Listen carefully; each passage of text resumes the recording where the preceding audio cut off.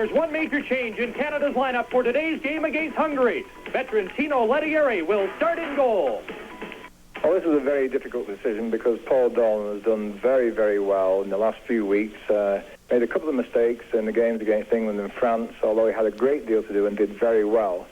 But the experience of Tino Lettieri, the fact that he's come in sharp, I think those are the two main factors in going with Tino Lettieri in this very important game today. Buenos dias from CBC's World Cup Control Center in Mexico. As Canadians here, we're looking very much forward to the game this afternoon between Canada and Hungary, as we know you are watching live across the country. If Canada's to win a game in World Cup 86, this is it. A look at the standings in Group C show the Soviets and France leading the way, Canada and Hungary looking for their first point, and if they hope to advance in the competition, they need a win this afternoon.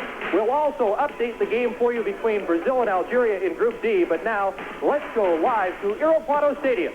Steve Armitage and Graham Leggett. Gracias, Chris. Good afternoon, everyone, from coast to coast. This is the game we have been waiting for, Canada's second ever in World Cup competition. Canada in red against the Hungarians in white. And Graham Leggett, very quickly, let's talk about those two major changes in the Canadian lineup. The big change is that Tony Waiters has gone with experience and put Tino Lettieri in goal. In midfield, Jerry Gray has recovered from a hamstring injury and replaces Mike Sweeney. What about the changes in the Hungarian lineup from that Soviet game, which they lost 6-0? Not unexpected, they've made a change in goal. Sandrai replaces Distel, and Varga and Burka replace Peter and Ross. It's a beautiful afternoon here in Irapuato. Temperature in the high 20s Celsius. Not a cloud in the sky as Canada plays this very important, crucial game in the opening round of World Cup 86. Crucial in the sense that if Canada wants to go through to the second round, they really have to get a positive result here against the Hungarians this afternoon. And that means either a tie or a win. Preferably a win as far as Tony Waiters and the Canadian team are concerned. There you see the starting lineup for Canada, or the starting goalkeeper, Tino Lettieri. A long kick finds the head of Igor Vrablich. Carl Valentine is there and stopped by the Hungarian defender. Randy Samuel marking well. He had a great game for Canada against France. Very strong in the back four. One thing we must do is put the 6-0 result out of our minds. This Hungarian team were badly outclassed against the Soviets, but this is another day. They've got a lot of pride, and they'd like nothing better than to whip Canada and reverse that decision. Vitari with the long cross looking for number 7, Kiprich of Hungary. He's being watched by Wilson. It goes off the leg. There's the shot. They score! Hungary has scored a quick goal to take a 1-0 lead against Canada. And Esterhazy gets this goal. Just watch the build-up. Off Samuel's foot, deflects past Tino Lettieri, and that's the start that Canada did not want. There he comes, in at the far post. Lettieri a little hesitant in getting over there, but in fairness, the ball did deflect off Randy Samuel. We apologize for the technical difficulties that you may be experiencing along the network. We hope that we can straighten them out, and we will have pictures for you throughout the game.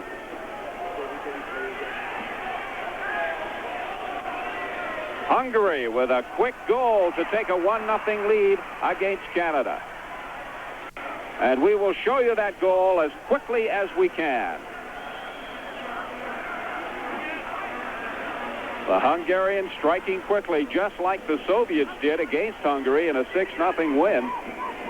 Catching the Canadian back four, napping, and jumping on the opportunity to put it behind Tino Lettieri. David Norman with the throw-in to Vrablich.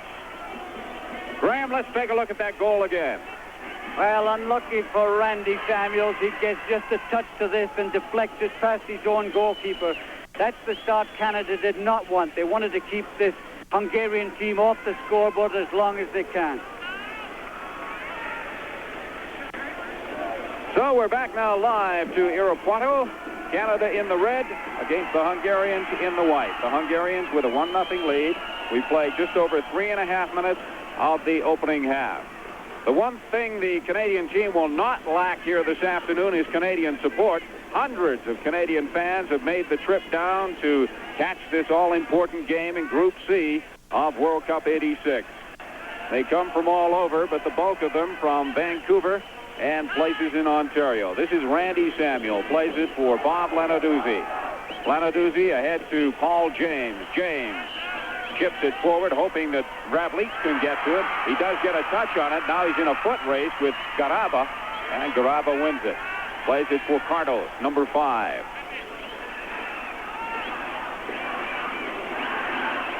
Four minutes and 20 seconds gone in the opening half. Hungary leading 1-0. That was the kind of start that Tony Waiters did not want for his Canadian team.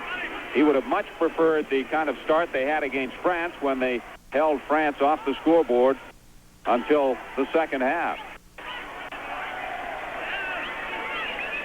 One significant tactical change in this Hungarian team. The big skipper, number 8, Nagy, instead of playing in midfield as he did against the Soviets, is playing way back as a sweeper.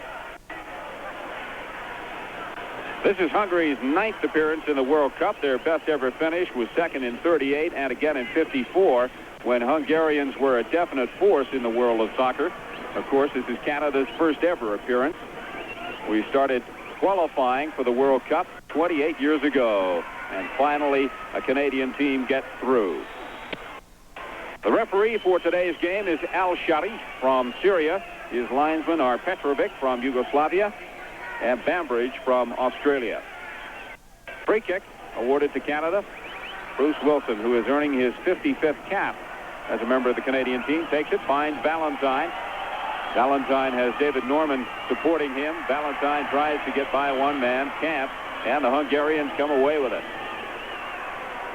Ditari. Wilson does well to get that ball back to Tino Lettieri. Lettieri throws it out to Bob Lenarduzzi. Tries to find Valentine, but can't. This is Randy Reagan. Does find Ravlich. Ravlich gets tied up amongst 3 white shirts and is a little bit too aggressive in trying to get to the ball. Burksa, number 17 for Hungary. Plays it for big number 8, Nagy, the Hungarian captain, and he goes back to the keeper, Joseph Zendrai, who replaced Distel after that disappointing 6-0 loss for the Hungarians against the Soviets. Bob Lenarduzzi just lets that go all the way almost to the line, where Tino Lettieri knocks it forward for Lenarduzzi, one of 4 soccer-playing brothers in Vancouver. Of course, Sam Lenarduzzi, now part of our commentating team in Mexico City. Play blown down, and a free kick awarded to the Hungarians. Graham, I'd have to say the Canadian fans far outnumber the Hungarian fans in attendance here this afternoon in Irapuato. The support here for Canada is marvelous. The red and white flags are everywhere. One thing I'd like to say about this ground, it's painted white. Concrete, there's lots of white chips about, and the glare from the sun really reflects. It's very difficult to pick the ball up when it's in the air. David Norman for Randy Samuel. Randy, long ball, looking for Valentine, headed away by the Hungarian defender, but right to Jerry Gray, who plays it to Bob Lenarduzzi. Back to Gray, who did not play in the game against France because of a hamstring pull. Lenarduzzi chips it forward, hoping to find a red shirt in the 6-yard box, but unable to do so. Joseph Varga has it go off his leg, but they award the throw-in to the Hungarians. If you've just joined us, I'm Steve Armitage, along with Graham Leggett, and we're live from coast to coast in Canada from Irapuato, Mexico, where Canada is playing its 2nd game ever in World Cup competition against the Hungarians, and Canada is trailing 1-0 on an early goal. A bit of a miscue in the Canadian back 4. It was a costly miscue. This is David Norman. Another throw in to the Hungarians. 8.5 minutes gone. This is Nagy, the captain. Long ball down the left side, looking for Varga. Perfect placement. Chip into the middle. finds the head of Randy Samuel. He's a tower when he goes up. Dalai tries to find Kiprich. That is knocked forward. Cardos electing to go back to the keeper, Joseph Zendrai. You can see on your picture the nice green field. Last night in Irapuato, there was a big thunderstorm. The field is very heavy, very lush, and will be certainly strength-sapping. This will be a very tough team performance for Canada to hold these Hungarians in these conditions. Ian Bridge just lets it go over his head and into the arms of Tino, who then rolls it out to Lenarduzzi. Canada and Hungary have met 3 times in the past. In 1974, a 1-all tie in Budapest. August 6th of 1975 in Toronto, Hungary defeated Canada 4-1. And on August the 10th of that same year in Montreal, it was the Hungarians 3, Canada 2. So the best Canada has been able to do is a 1-all tie against the Hungarians, and that coming in Budapest. Bridge to Lenarduzzi. Lenarduzzi finds Valentine, unable to control it, and the Hungarians go back to their keeper. Pace a little slow, but that's to be expected in the heat and the altitude of Irapuato. The altitude here is 1,725 meters. Not as high as Mexico City, but it certainly is a sapping type of altitude. You run for 25, 30 meters, and it's the recovery rate that presents the players with the problem.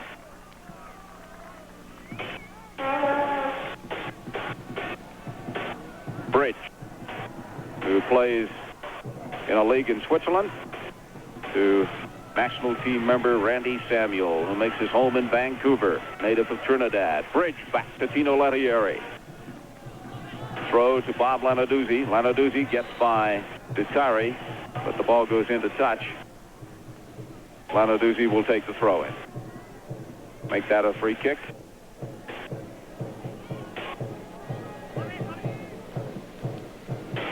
Almost 11.5 minutes gone in the opening half here in Irapuato. Hungary 1, Canada nothing. Bruce Wilson has David Norman making a run, but the ball went off of Dalai.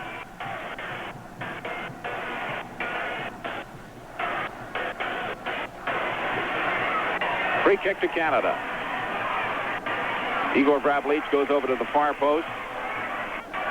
Ian Bridge is coming up in support to lend some height on the far post. Let's see what Bruce Wilson does with this. Wilson to the far post, looking for Bridge. Bridge unable to get ahead on it. Paul James racing after it. Back to Bob Lenarduzzi. To Jerry Gray. They work the give and go. Now James running into the corner, unable to control the ball, and therefore unable to get the cross in. And just a little over-elaborate there, the play by Canada. Jerry Gray would have been better advised to cross it himself. All he did was put the ball to James, asking him to cross it, but the ball ran past James into touch. James can't get by number 4, Joseph Varga. Throw into Canada. Our broadcast location here in Irapuato, about 25 yards from the field, and we're only about 25 feet up. Graham's got a great big net, hoping to catch one of these Adidas Azteca balls. Wilson looking for Vrablich, but it was too long. And that's one of the dangers in altitude with this ball. The ball has a tendency to take off and fly on you. It doesn't behave the same way as it would at sea level. Berksa trying to find Kiprich, but unable to click on the play. Randy Samuel to Bridge. Lenarduzzi, lots of space. 13 minutes gone in the opening half. Hungary 1, Canada no score. Long ball down the right side. Talked to Tony Waiters before the game, and he was quietly optimistic that they could get the results that they wanted against the Hungarians. He said the attitude amongst the team was very good. They had had 2 very, very productive training sessions. since their 1-0 loss to France in the opening game. And he was looking forward to this game against Hungary very much. Lenarduzzi has it go off his head into touch. Throw into Hungary. Esterházy, number 11, over there to take it for the Hungarians. He leaves it for Varga.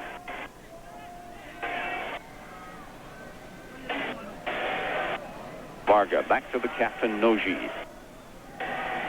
Spelled N-A-G-Y, but pronounced Nagy.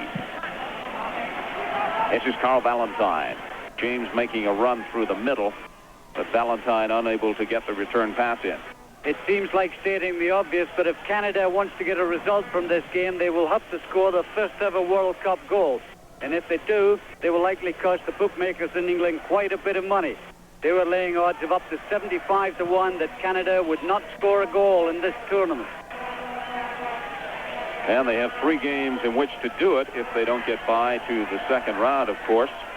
Upcoming game against the Soviets on Monday. And this game against Hungary. Long throw-in taken by Lenarduzzi, headed away by Cardos, and then cleared by the Hungarian defenders. Ian Bridge watching it roll into touch.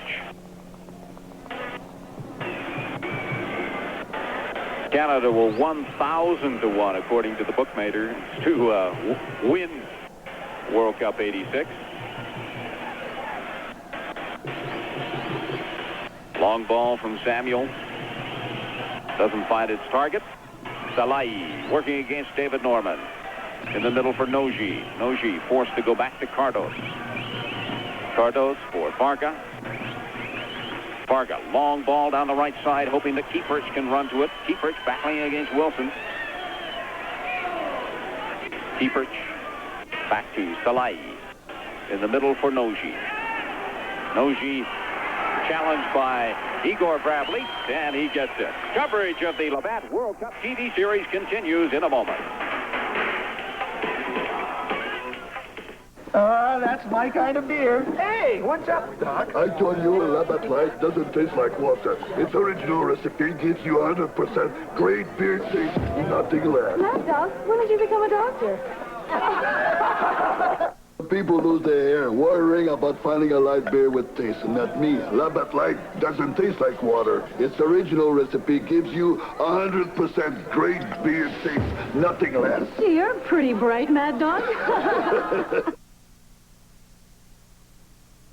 Why McDonald's McDLT's so good? Lettuce, onions, pickles, real cool, all the taste you love to crunch. And your McDLT's 100% pure beef, the taste you want so much. And then we add tomato, mayo, processed cheese. To make one amazing meat from McDLT. It's beef, harmony, That's McDLT. McDLT is how McDonald's makes lettuce and tomatoes sing. It's a good time for the great taste of McDonald's. Welcome back to Irapuato. Free kick to Canada, and it's headed away by Nagy. But Gray keeps the pressure on. The flag goes up for the offside, so anything that Canada might have been able to work there, I don't think would have been allowed because of the offside flag. And the referee allowed the advantage there. Hungary had the ball. Let them bring it out. Hungary leading Canada 1-0 on an early goal. But after that goal, Canada settled down, and really they have had the better of the play in terms of distribution in the Hungarian half. This is number 19, Bognar, being watched by Bridge. Jerry Gray to Bridge. Back to Gray. Gray with a nice little ball on the left side for David Norman. David Norman working against Salai. Norman going down to the line, unable to reach it, and the referee indicates the corner kick to Canada. And Canada brings up all the big defensemen. Lenarduzzi at the near post. Samuel and Bridge at the far post. Now, if this set piece is working properly, you'll see Jerry Gray take the corner and aim for the head of Bob Lenarduzzi, who will then try to flick it on to Ian Bridge. It paid off in a goal in several games in the qualifying round. Let's see if they work it again. Gray Again, looking for Lenarduzzi. There's a shot from David Norman. Randy Samuel couldn't turn and get the shot away. Once again, Canada caught offside. The Hungarian defense, when the ball is cleared, coming up as one man, leaving the red shirts in behind. Flag goes up every time. Canadian forwards will have to come out a little sharper to prevent these offsides. Bruce Wilson to Jerry Gray.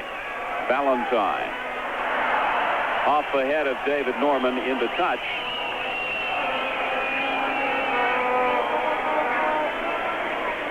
Just over 19 minutes gone now from Irapuato. Hungary leading Canada by a score of 1-0. Long throw in. Berksa working with Kieprich.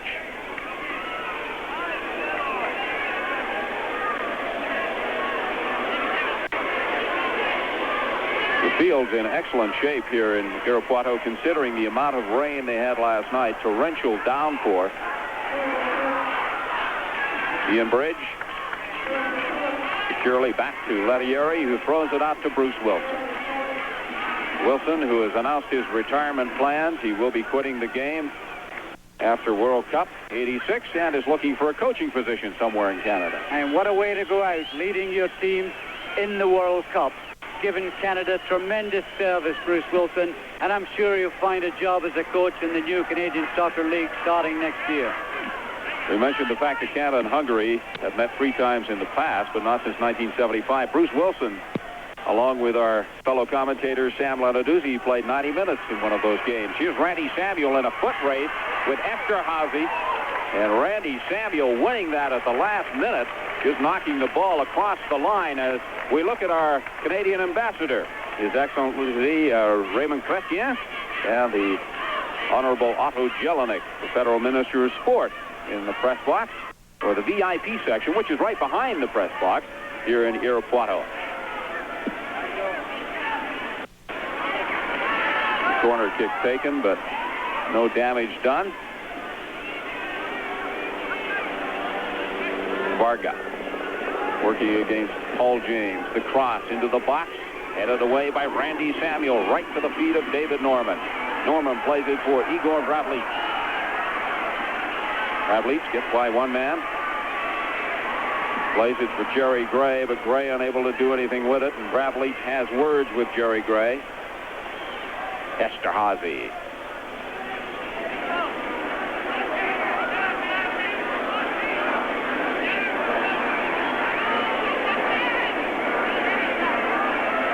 Titari or Berksa switches the attack to the far side, and Noji just watches that sail over his head.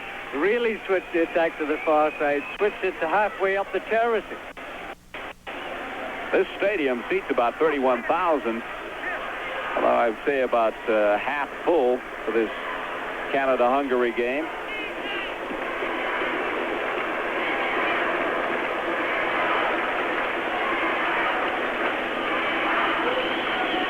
Tino Lettieri. And if we get a chance, we'll talk about the back of the net. Tino's net. Ozzy is there. Tino's stuffed parrot. His good luck piece certainly didn't help him on the first goal. But Ozzy is there. Fans of the Vancouver Whitecaps will know what I'm talking about. Bridge keeps the pressure on with a header. Cleared by Cardo. And now Bob Lenarduzzi. Lenarduzzi, Valentine. To Paul James. James with a low cross. David Norman to Bravlic, and Bravlic unable to turn and get the shot away. And the Hungarians clear. Titari. Long ball down the middle. Taken by Bridge. Randy Reagan. Valentine. Good ball. Valentine gets around his man, but knocks the ball too far ahead. And they go back to the keeper's end drive. And what a difference a day makes. This Hungarian side were caught flat at the back so often against the Soviets. Today they're covering so well that every chance Canada has had so far has been snuffed out before it gets really in the dangerous zone. Free kick to Canada. Ian Bridge will take it. Many people felt that the Hungarians gave up in the Soviet game after they were down 2-0. Bradley can't get to it with a head. David Norman with a long shot from well out. Norman appealing for a foul, but referee Al Sharif says no. While we wait for the ball to come back and look at the excited fans, let me reminisce a bit about 32 years ago. Think back to this Hungarian side: Grosic, Busanski, Lanos, Bosic, Laurent, Zacharias, Zibor, Kostic, Idigudi, Puskas, and Toth. What a team. And I'm often asked if the present Hungarian side could give the 1950s team a run for the money. And I always answer, of course they could, because the 1950s team by now is over 60 years old. Very tough to try and compare different generations of soccer players, but that 50s team was brilliant. Here's one of the younger members, Titari, playing it for number 19, Bogner, on the right flank. Bogner with the cross, headed away by Lenarduzzi. Bogner gets it back. Delay. Ian Bridges there for Canada, and then Wilson back to Dino Lettieri, but Titari was awfully close if Lettieri made a mistake. Bob Lenarduzzi for Jerry Gray. Randy Reagan with some space. David Norman was wide open on the left flank, but obviously Reagan didn't see him. And that's why it's so easy to play the game from up here. Everything is spread out. You can see everybody on the field, every space. But down there, it's very crowded, marking very tight. That number 17, who made a quick appearance on the off the Canadian bench, was Les Wilson, the team administrator, who has really done a tremendous job in preparing this Canadian team. Hungary 1, Canada 0. CBC's coverage of World Cup '86 continues in just a moment. We're living every day in a special way, and we like Budweiser. That great Bud taste keeps coming through. This Bud's for you, for all you do. This Bud's for you. This Bud's for you. Deep inside, gonna ride it to the sky, gonna ride it and never let go. Got some hard, got some pride, ain't no whisper, I'll try. Petro-Canada is proud to support Canada's national team and youth soccer across Canada. I'll stand with the best in the world. Petro-Canada, our energy is Canada. Welcome back to Irapuato, the city of silver and strawberries in Mexico, where Canada is playing the Hungarians. We have played just almost 27 minutes of the first half here in Irapuato. Hungary leading Canada 1-0 on an early goal. But the Canadians have settled down after that goal and have really taken it to the Hungarians. They certainly have taken it to the Hungarians as we look at the Hungarian skipper, number 8, Antal Nagy, lying there in apparent agony after a collision with Igor Bradley. And the Canadian team takes advantage of the situation to come over for the bench for little bags of plastic water. And while we have the opportunity, we'd like to pass along a happy birthday greeting to the wife of our hard-working host in Mexico City, Diane Cuthbert, in Toronto, as we look at how Nagy ended up on the turf. So a happy birthday from all of us in Mexico City, members of the CBC team, to Diane Cuthbert. Hope you're having a good birthday.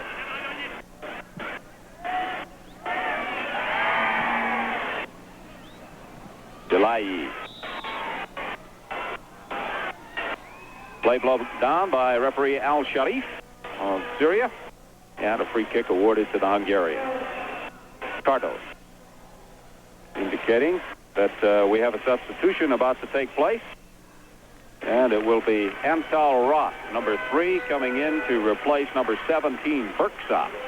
And that's a surprising substitution because Roth is a defensive centre-back, but a midfield player. So it looks very much as if Hungary are going to try and lay back a little and defend this 1-0 lead. They started this game at noon Mexican time, which is the hottest part of the day in Mexico. Temperature before game time was in the high 20s Celsius. I imagine we're into the low 30s now. As if the altitude wasn't bad enough, the heat can be really bothersome. This is Big Ian Bridge, number 6.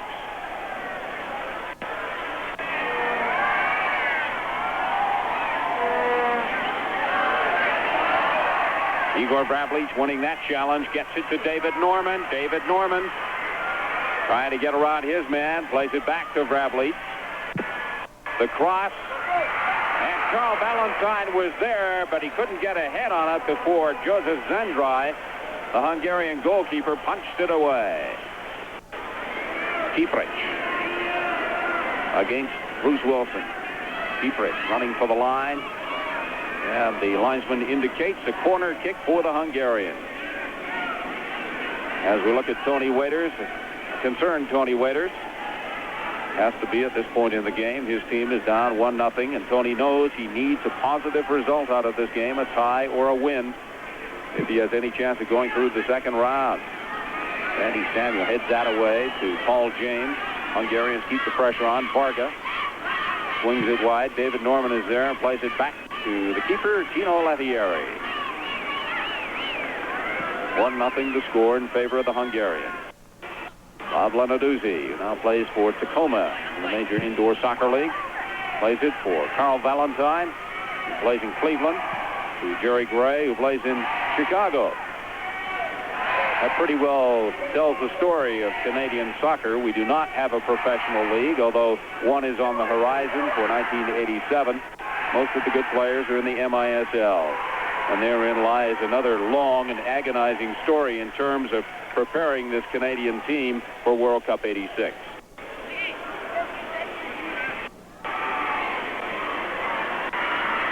Cardos. For Roth, a substitute. You're allowed 2 substitutes according to FIFA rules in international play. So the Hungarians have used one of theirs. Esterházy for Hungary. Randy Samuel coming on in support.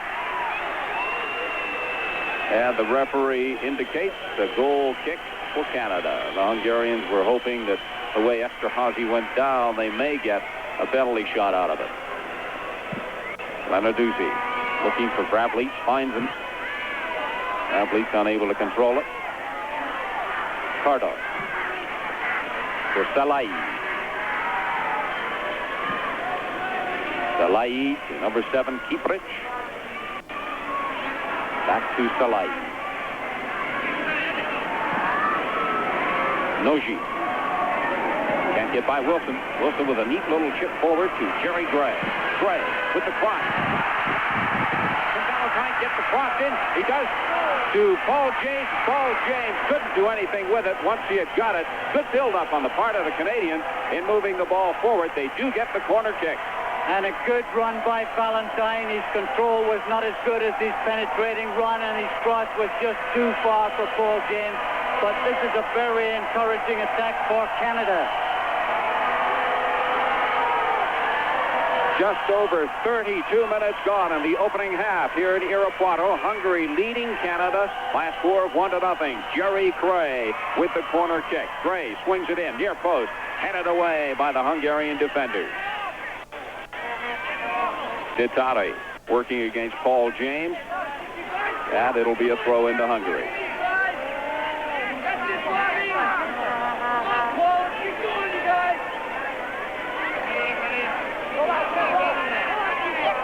Varga finds the head of Titari, who flicks it on. Roth for Salai. Salai finds his man, number 19, Bognar. A good move there. This is Kieprich. Kieprich with the cross, but neatly cut out by Bruce Wilson.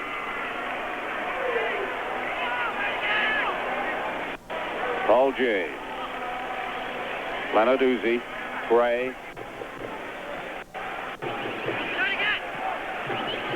Gray again. Back to Ian Bridge. Jerry Gray, the little number 8 midfielder for Canada, must be really pleased to be in this game. He was so disappointed to miss the France game. Worked so hard to get over a broken leg he sustained last year, and now into the game replacing Sweeney. It's Hungary 1, Canada nothing. Coverage of the Labatt World Cup TV series continues in a moment.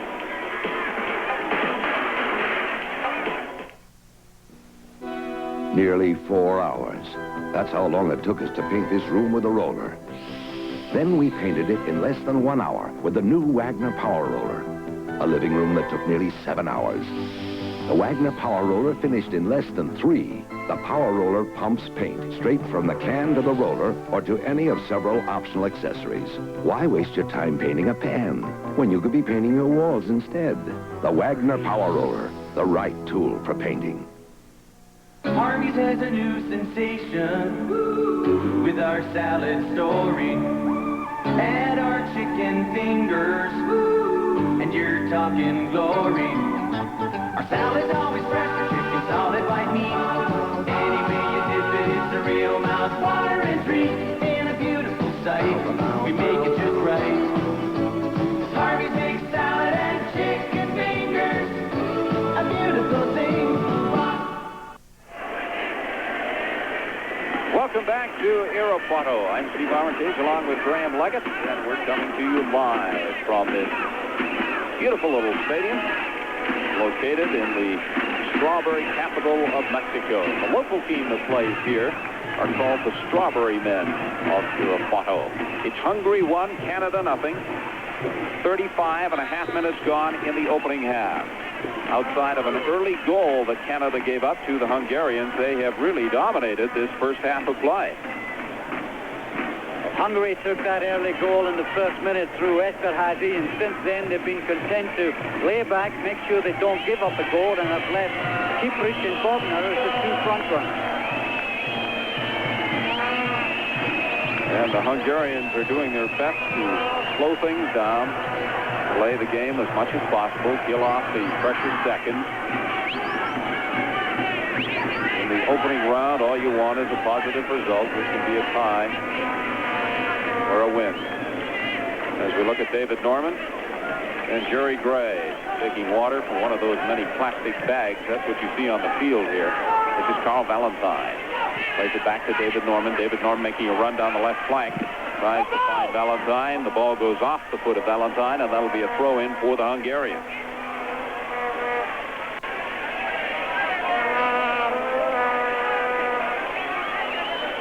In the Soviets game against the Hungarians here in Irapuato, we saw them going to the water time and time again. And the Soviet trainer was asked if there was anything in the bottles besides water, and he said, nope, just ice water. Everybody seemed to think, the way the Soviets played against the Hungarians in a 6-0 win, that they had found some magic formula. But the Soviets say no. Bruce Wilson tries to find Valentine, cut out by Roth. Vitali. And the linesman flag goes up, indicating offside. Now let's go back to our control center in Mexico City and Chris Cuthbert for an update. Well, Steve, in Guadalajara, Brazil appeared to open the scoring. The Algerian goalkeeper makes the save. Ball goes loose to Socrates, but they rule a foul against Brazil. It's still scoreless, Brazil and Algeria. We're back to the live action in Irapuato, and this is number 7, Kiprich. He crosses it to Detari. Detari's shot deflected by Randy Samuel. The Hungarians keep the pressure on. Esterhazy back to the top of the box, and David Norman is there for Canada. Shaky moment for the Canadians. And that's the danger of having Bruce Wilson go forward on an overlap. He was not able to get back. Kiprich was able to go right through, fortunately for Canada. Once again, the long legs of Randy Samuel came to the rescue. I'll never forget that save that Randy Samuel made, almost knocking the ball off the line in St. John's, Newfoundland, in that final qualifying game, that 2-1 victory for Canada over Honduras. big man, Randy Samuel. He's deceptively quick. Bob Lenarduzzi. Carl Valentine. Valentine in the 18-yard box with the Hungarians. Jerry Gray. Gray taking it down towards the line and unable to get the cross in. Took it one step too far, did Jerry Gray. And the little midfielder you see on your screen, a little unlucky there. He took his head up to have a look where the Canadian forwards were and just tapped it over the byline. Goal kick coming to Kieprich. Kieprich trying to get by Wilson. And certainly made the most of it to try and impress referee Al-Sharif from Syria. Not a hard tackle at all. The timing is off by Bruce Wilson, but certainly not a dangerous tackle. And referee Al-Sharif is saying, get Kieprich over to the sidelines. You can't come onto the field. As the plastic bottles continue to rain on from the bench to the players. Very important at altitude to take on as much water as you can to keep from getting dehydration. Bruce Wilson will undoubtedly go back to the keeper, Tino Lettieri. And why Tino is wearing those black sweatpants at this heat, I'll never know. But, of course, Tino has just come off the indoor season with Minnesota. They lost in the championship series to San Diego. He's very used to wearing those. That's the only reason I can think of. It's not that Tino doesn't have good-looking legs. Or maybe Tino watched the big Cameroon goalkeeper in Spain who played throughout the tournament in blistering heat with long pants on and gloves. Now it's Bruce Wilson who has gone down in some considerable pain, clutching his right leg directly in front of us. And again, the referee is indicating he wants the Canadian training staff off the field. There you see Wilson. And they are making a substitution. Wilson, the Canadian captain, is out. Mike Sweeney is on. So Sweeney is in. Sweeney, the native of Duncan, B.C. Most Canadians have seen Sweeney play in midfield, but he can certainly play at fullback. Signed for Edmonton Drillers as a fullback when he was 17. So he's not accustomed to that position at all. And he was signed by my partner, Graham Leggett, who knows the skills and abilities of Mike Sweeney very, very well. He has the heart of a tiger. It's been our favorite nickname for Sweeney over the years, the Tiger. And I'm sure you'll see him challenge like a tiger against the Hungarians. Hungary 1, Canada nothing. We have played just over 41 minutes of the opening half here in Irapuato. Bogner tries to find Esterhazy, steered by Randy Samuel down the right flank, hoping that Carl Valentine could get to it, but he couldn't. Jerry Gray. James. Lenarduzzi. Bradley chests it down. Valentine unable to get to it. Gray keeps the pressure on, gets the ball to Valentine. Valentine works his way into the 18-yard box, chips it forward, hoping to find either Randy Reagan or David Norman, but unable to do so. Bradley for Canada. Bradley losing it, and it goes into touch, but it'll be a throw-in to Team Canada. Lenarduzzi wants to take it very quickly. He elects to go back to Ian Bridge. Lenarduzzi. James. Good challenge there by Varga. Guittari for Hungary. Esterhazy. Guittari. Garaba. Noji.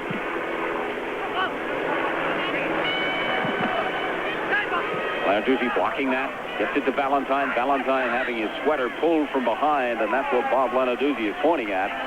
And referee Shadi from Syria blowing it down and awarding a free kick to Canada. Just over 43 minutes gone now in the opening half. Hungary 1, Canada no score.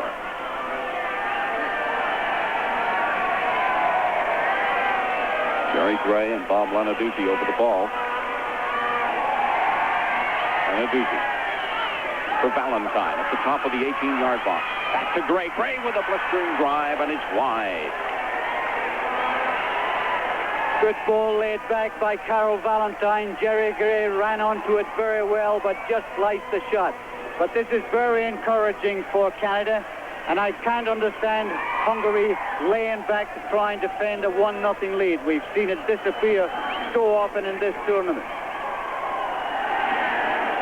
Kieprich trying to keep that ball in play, but the linesman indicated it had crossed the line, so it'll be a throw into Canada.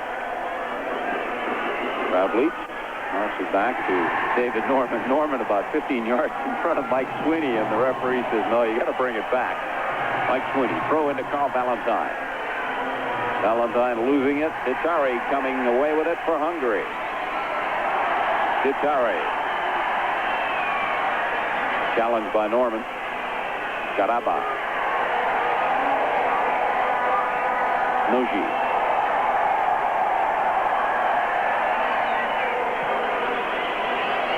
Wagner. Randy Samuel on a bit of a run. Gets it to Valentine.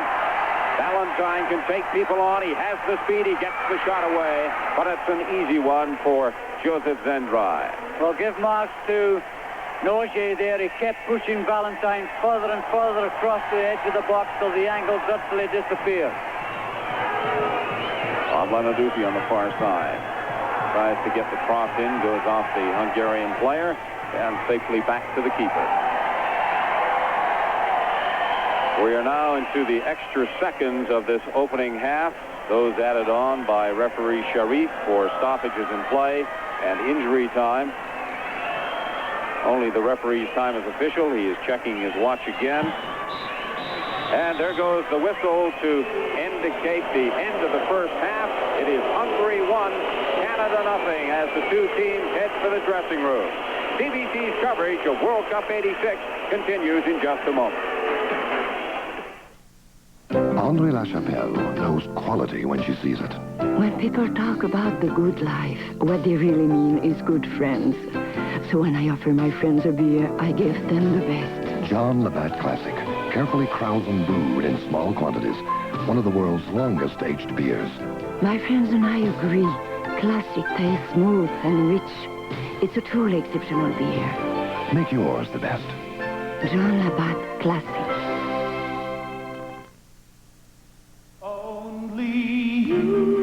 Just because you've washed your car doesn't mean you're finished. After each wash, you need some Armor All. On the dash, the bumper, and especially the tires. After all, when you're in love, what's a few extra minutes? Armor All. It's the finishing touch every time you wash your car. Welcome back to our World Cup Control Center in Mexico City. Halftime in Irapuato, Canada and Hungary in Group C action. Well, each World Cup has its own share of controversy, none more than the 1966 World Cup when England won on a disputed goal. That type of goal has already been scored here in Mexico 20 years later. Jeff Gowan takes a look at the crossbar controversy, past and present. This headline appeared in the Mexico City English-language newspaper the morning after the Brazil-Spain game. I'm here in one of our editing suites in Canuck Control with Pat Sidoli and Mike Miller, looking at some of the incidents that have already occurred in the 1986 World Cup. But first, back 20 years, 1966, and the World Cup final in England, England against West Germany. Let's roll it, Mike. And the flags wave at Wembley Stadium, and at full time, England 2, West Germany 2, 15 minutes each way, extra time to be played. Hurst's shot hits the crossbar and bounces down.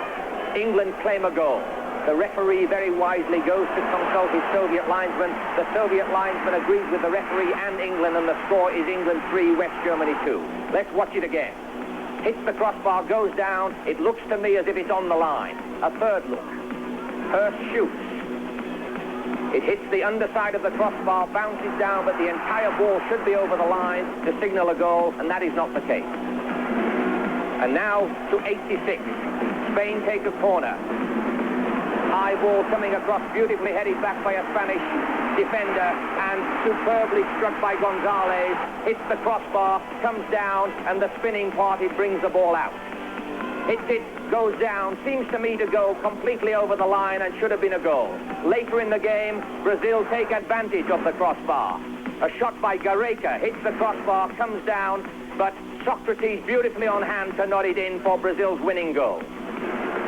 And Uruguay breaking through from a bad pass by Macauas of Germany. A very careless pass, seized upon by Alzamendi, gets in, beats the goalkeeper Schumacher, crosses the ball, but this time there's no doubt that the ball was over the line, despite heroic efforts by Hans-Peter Breigel.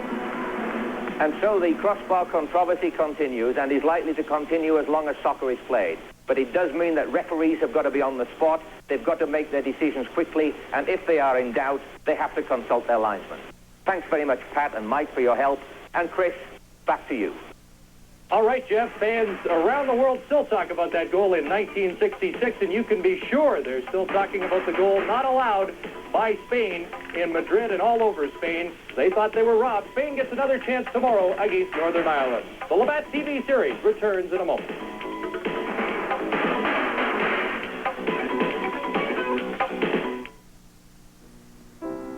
For the families, for the heart that beats in them, for the traditions that live in them, for the lessons they teach that can't be learned anywhere else, for the big families and the small families, for all the families. Our Catelli family of pasta and sauces. In each, you'll find that special care we know it takes to make our family a part of yours. Catelli, we care to be a part of your family. The world is divided in half. Some can go to the net, some can't. There are good backhands and bad ones. And most important to Bic, some guys have normal skin while others have more sensitive skin. So Bic made the new Bic Orange. It shaves sensitive skin gently and closely. So remember, for normal skin like mine, the original Bic White Shaver. And for sensitive skin, the new Bic Orange. Oh, by the way, some people love John McEnroe, and some people,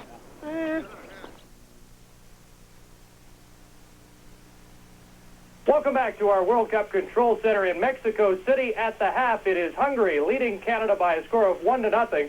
So if the Hungarians learned anything from that 6-0 loss to the Soviets, it was the value of an early goal. They were scored on twice in the first 5 minutes against the Soviet Union, but today they scored early. Let's take a look at action from yesterday. Italy and Argentina, key Group A matchup between the last two World Cup winners. And Altobelli opened the scoring with the penalty kick goal after an Argentinian had touched the ball in the box. Another look at the goal as Altobelli has no problem beating Pompidou. The Argentinians, though, came back and certainly put a lot of pressure on the Italian defense, and you can see the confusion here, but somehow Italy is able to survive and hold the 1-0 lead. But later in the first half, a great goal. Justi starts it, Valdano chips it in the box, and there's Diego Maradona to finish it as Argentina ties the score 1-1, and what a World Cup Maradona is having with a goal and 3 assists already. Another look, Valdano makes the play, and the left-footed half volley by Maradona ties the score at 1. In the second half, Italy put on a lot of pressure in the early going, and in fact came very close to taking the lead as Altobelli puts it down, and that shot right off the post by Conti. Close call there. And then Conti came off for Villiani, and Villiani makes a nice play here, setting up another great scoring opportunity for the Italians. Watch two dummies as they let the ball come through, and Cabrini's shot, and a good save there by Pompidou in the Argentine goal. Another look at the save as it remained 1-1, and that's the way it finished in that Group A matchup. And the other two teams in Group A met South Korea and Bulgaria in a torrential downpour at Olympico Stadium in Mexico City. Conditions not good, and the Bulgarians took advantage of some sloppy play early, gets off with the goal after the Korean keeper had punched the ball out. So Bulgaria was off and running, sliding into the lead 1-0. Another look at the goal. Perhaps the keeper should have got his arms right around the ball, instead punched it out and get off with the goal. And the rain kept pouring down as the players came out for the second half. The conditions deteriorating. One wondered if Korea could mount a comeback, but they do show signs. Here Park moves in. His shot right off the goalpost, and it remained 1-0. But the Koreans, much to their credit, and as they did in the game against Argentina, never quit, and they are rewarded later on as Park heads the ball into the area, and that is Kim with the spinning shot, which goes into the net, and South Korea had tied the score 1-1. Another look, the spinning shot inside the post, and Kim and South Korea celebrated their goal. In the latter stages of the game, one last gasp for Bulgaria. They wanted to win to move into a tie for the lead in the division. They won't get it as this one finishes in a 1-1 tie. So let's take a look at the standings in Group A. Each team has played 2 games in the competition, and it's Argentina with 3 points, so win and a tie. Italy and Bulgaria are second, and South Korea is in last place. The other game yesterday came in Group C, and it was the Soviet Union coming off that dramatic 6-0 victory over Hungary, meeting France. How good are these Soviets was the question going into the game. Well, they looked very good once again. Alainikov with a shot just over the bar in the early going as the Soviets looked again for a quick goal, and they certainly were testing goaltender Bats in the French goal early. But the French were equally capable of taking long shots to get into the game, and there's one right on Desailly from Stapira, which got the French going. Later, it was Platini on a free kick just past the post, as it appeared Desailly had been beaten. Platini, best in the world off the free kick. Later, right off the post with that shot. That one's worth another look as he comes close to opening the scoring, but right off the bar. And then the Soviets open the scoring. It's Rat scoring as he beats Bats in the French goal 1-0 early in the second half, and the Soviets had the lead. Another look at this shot, and again with the rarefied air here, both teams were trying shots from well out. And then the French came back. Alain Giresse, a perfect pass to Louis Fernandez. He beat Desailly to tie the score at 1. That came about 10 minutes after the Soviets had opened the scoring, so the French coming right back. Perfect pass from Giresse to Fernandez, tying the score at 1. And then it was Stapira with a great cross to Papin. This one looked like the go-ahead goal, but a great save by Desailly, who many feel is the best keeper in the world. And there was one last chance for the Soviets, but they were not able to make good use of it as Bats cuts off the angle. The shot goes wide, and France and the Soviet Union play to a 1-1 tie. Although the Soviets are quite happy with the tie, they're tied with France at the top of Group C, and with that great goals for and against average, they are certainly the team to beat in Group C. World Cup 86 on CBC Sports returns in a moment.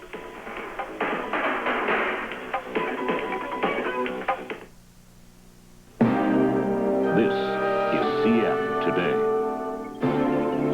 Running a railway so efficiently that we can track each rail car by the minute and carry information far beyond the reach of railway lines.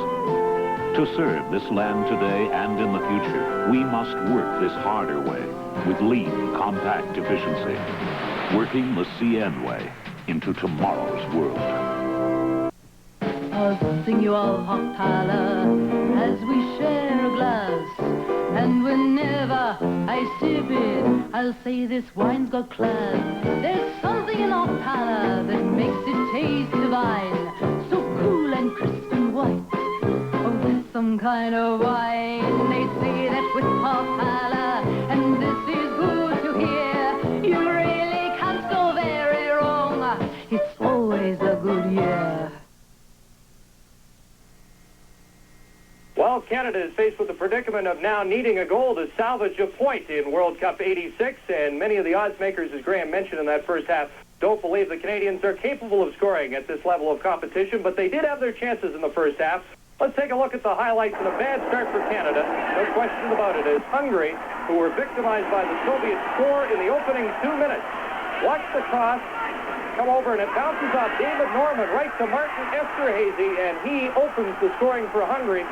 Esterhazy, a descendant of Hungarian royalty, and it was a regal start for the Hungarians as they take a 1-0 lead. But Canada came back and had some offensive opportunities as they play with the ball here. And a setup in front for Brad Leach is punched away. That was the first chance in the 30th minute, and a minute later, Bruce Wilson sends the ball forward to Jerry Gray. He's looking for Carl Valentine in the box. Valentine across for Paul James. Can James do anything with it? No, it's knocked away. And Canada trailing 1-0 at the half. They have to get their offense generated in the second half, and that may lead to some chances in the final 45 minutes of play. Coming up tonight, a critical game for England. They will meet Morocco. With more on that, let's join Jeff Gowan and Sam Leonarduzzi. And we are getting ready, making our final preparations for this very important game. Morocco will be a handful for this English side, with Izaki in goal, the Merry brothers, Primo and Mustafa, and the great Himoumi, who's a superb midfielder, as you showed us when Morocco tied their first game 0-0 with Poland. And now, back to Chris Cuthbert. All right, Jeff, England needs a result and preferably a win tonight. Canada needs a goal in the second half. The Labatt TV series returns in a moment. André Lachapelle knows quality when she sees it. When people talk about the good life, what they really mean is good friends. So when I offer my friends a beer, I give them the best. John Labatt Classic, carefully crowded and brewed in small quantities. One of the world's longest aged beers. My friends and I agree. Classic tastes smooth and rich. It's a truly exceptional beer. Make yours the best. John Labatt Classic. Say, if you like lettuce, onion, pickles, real cool, then you're gonna love what this side's got. And when you taste the sizzle of McDonald's pure beef, you go crazy for the size of pie. And when McDonald's adds tomato, mayo, processed cheese to that great taste, 100% pure beef. It's beef-fried harmony, that's McDLT. McDLT is how McDonald's makes lettuce and tomatoes sing. It's a good time for the great taste of McDonald's. Welcome back to Irapuato on a beautiful Mexican afternoon. The second half of play is just underway. Hungary leading Canada by a score of 1-0. Esterházy scoring for the Hungarians in the opening minute of the first half here in Irapuato.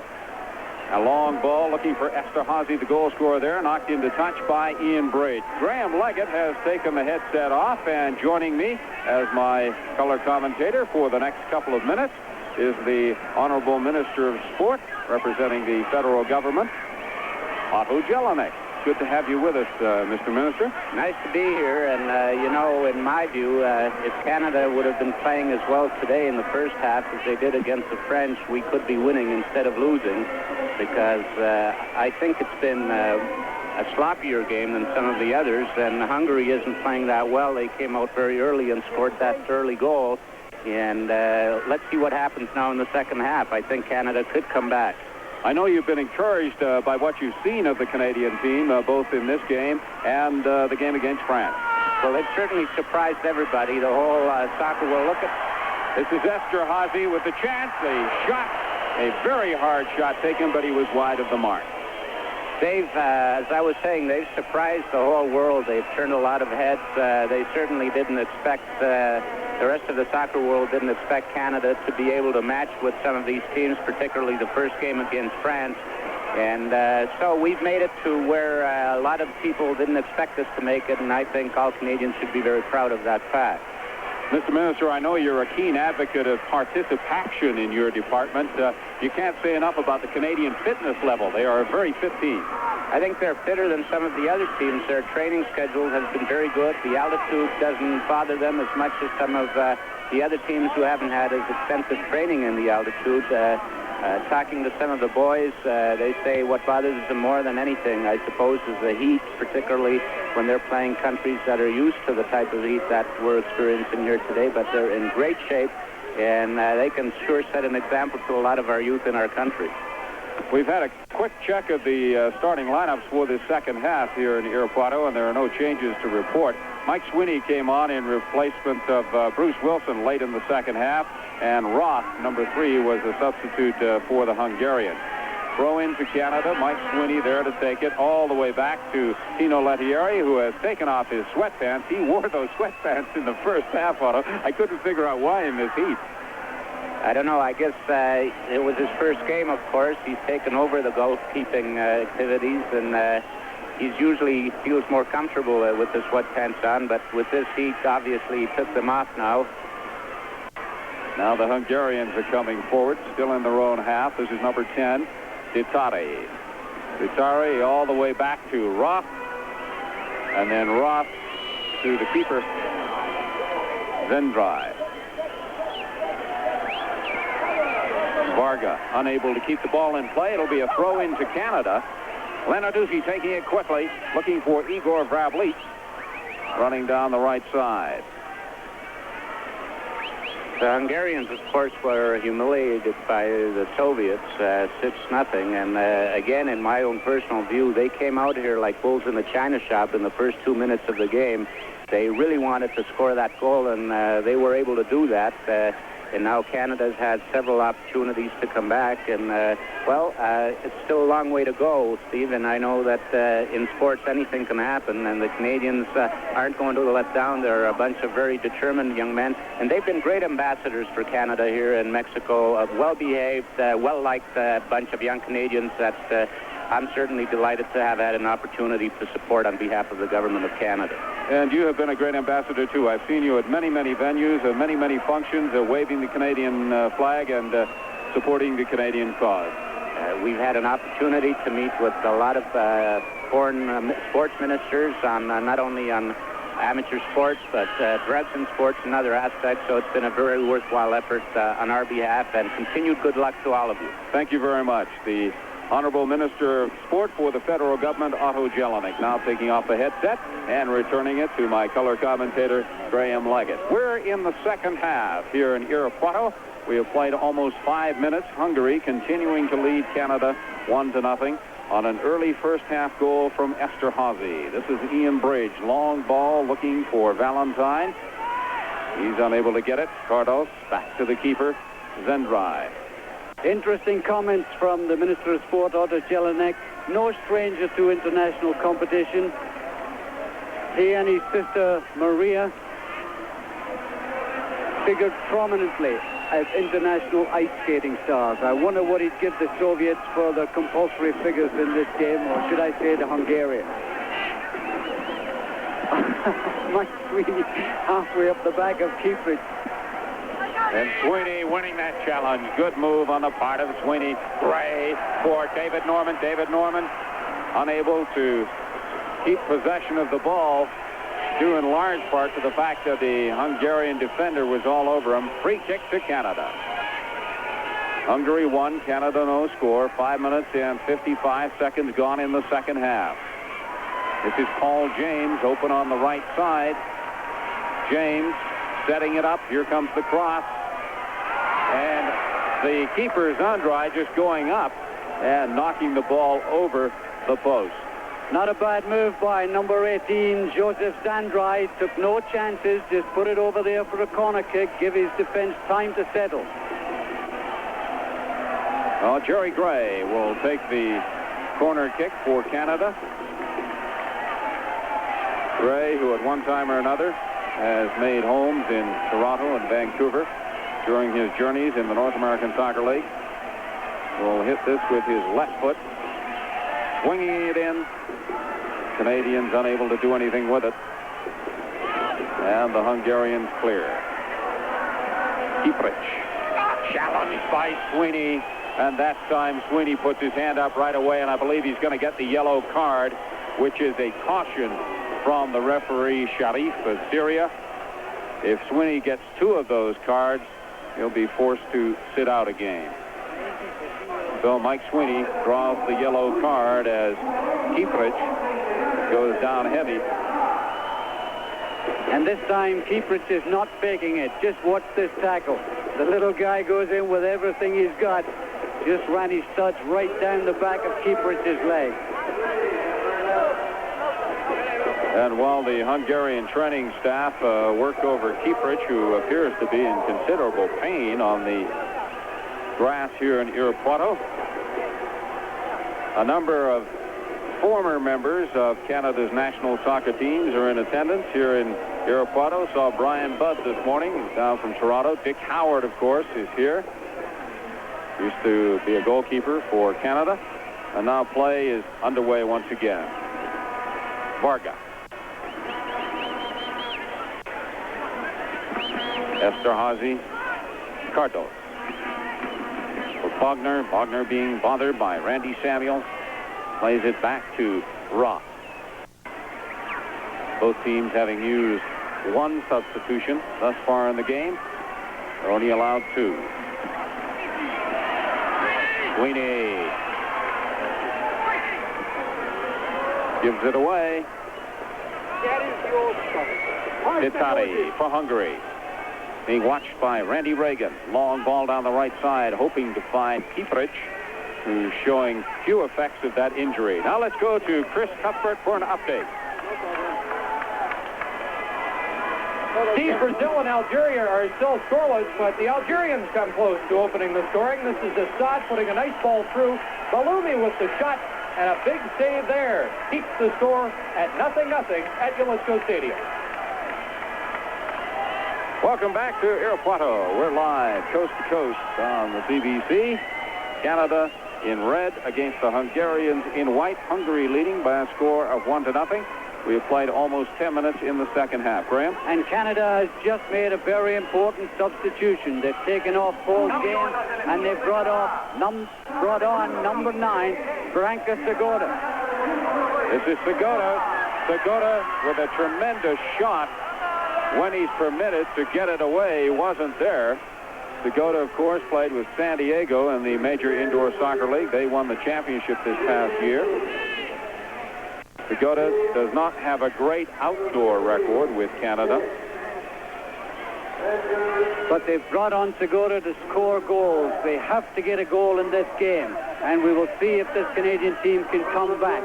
It's going to be a tough second half for them because this Hungarian side has now pulled 5 defenders back.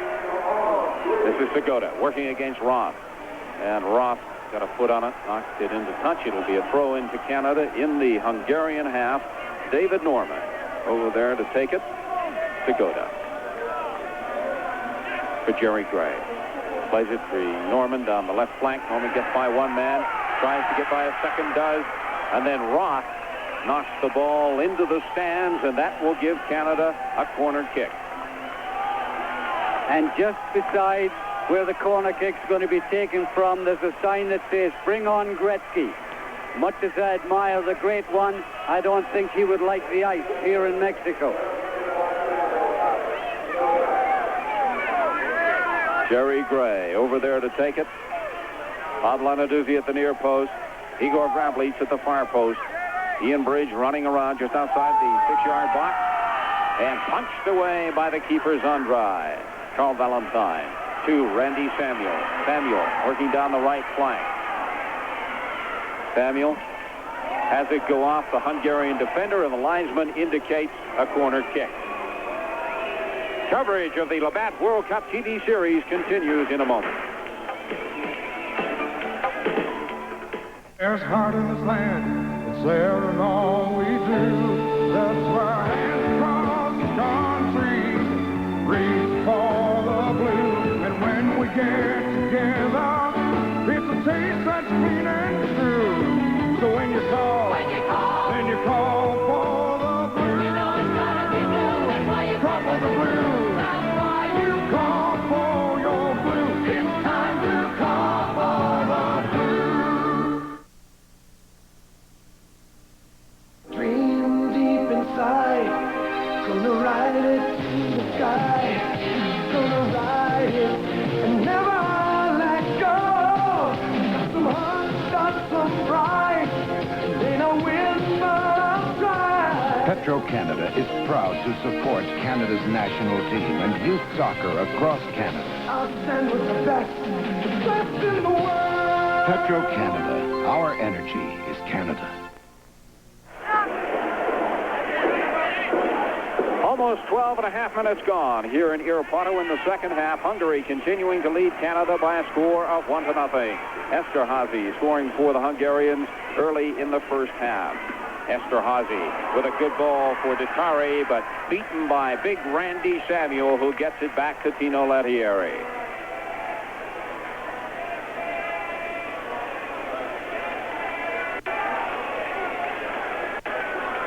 On your screen, Tino Lettieri. He must be by far the smallest goalkeeper in the tournament. He's certainly a lot smaller than Paul Dolan, who started and played the entire game in Canada's 1-0 loss to France. That's the only knock against Tino, is his lack of size. He certainly has a ton of quickness and very, very courageous. Bob Lenarduzzi for Branko Segota. Segota unable to get to it. Ian Bridge. Good ball for Jerry Gray. Gray for Segota, but the linesman's flag on the near side goes up, indicating offside. One step too many on the part of Branko Segota. We'll keep a close eye on the time for you. They have a stadium clock here in Irapuato, but as always, it's unofficial. Only the referee knows the time for sure, and he will add on extra time for stoppages in play and injuries. Mike Sweeney heads it for Bradley. Segota making a run down the left side, gets the pass from Bradley. Segota taking it down to the line, and then cleared by number 5, Cardos, right to Mike Sweeney. Sweeney tries to find David Norman, but can't. Sweeney, ever the aggressor, chasing the ball down to the line, gets by one man, gets by a second. Sweeney still has it to Bradley, and then right to the Hungarian goalkeeper Zendrai. And it went to Zendra via the head of Salahi, who was very surprised to see that cross from Sweeney come straight at him. Free kick to Canada. David Norman takes it to Segota. Sweeney off the head of Salai. And now here's David Norman making a run down the left side. Norman gets a low cross. Got a foot on it, but couldn't direct it in the direction of the goal. Good cross by David Norman, short and hard to the near post. And unfortunately for Canada, Bradley's just a pace away from putting that in the back of the net. By far and away, the most dangerous scoring opportunity for the Canadians, who trail Hungary 1-0. 15.5 minutes gone in the second half. Corner kick to Canada. Segota. And an easy one for Zendrai with his height to pull down. We may look back on that as the one great scoring chance for Canada missed, but here comes Sweeney again. This time it's Esterhazy keeping it in play for the Hungarians. Esterhazy back to Joseph Varga. Varga, long ball up the middle, hoping to find Kieprich, but headed away by Sweeney. Seems that wherever the ball goes, there's Mike Sweeney. Sweeney switches the attack to the right side to Bob Lenarduzzi. Lenarduzzi chips it forward, finds Segota. Segota flips it on to Branko Segota. Segota brought down, and the referee gives a free kick to Canada. The kick coming from about 15 yards outside of the penalty area. Segota lining up the kick. Jerry Gray placing the ball. These are set pieces that the Canadian team work on in practice. Ian Bridge now coming up to take his place just outside the 18-yard box. The Hungarians not electing to set up any kind of a wall to block the shot. Noji into your picture, making his way over to the Hungarian bench. It looks as if the Hungarians are going to make a substitution. And we'll bring on Dajka, number 9, and Noji goes off. So number 9, Dajka, is into the game. And now the Hungarian wall has been set. There you see Jerry Gray and Branko Segota. Gray runs off the ball. Segota with the shot! Oh, a blistering drive and a good save by Zendrai. Well taken free kick by Branko Segota. And that's what Branko Segota in your picture is brought into this side for. A tremendous shot renowned for his goal-scoring ability, and goalkeeper Zendra had to be on his toes there to punch it clear. Varga with the throw-in. Segota getting ahead on it. Jerry Gray turns and gets the shot away.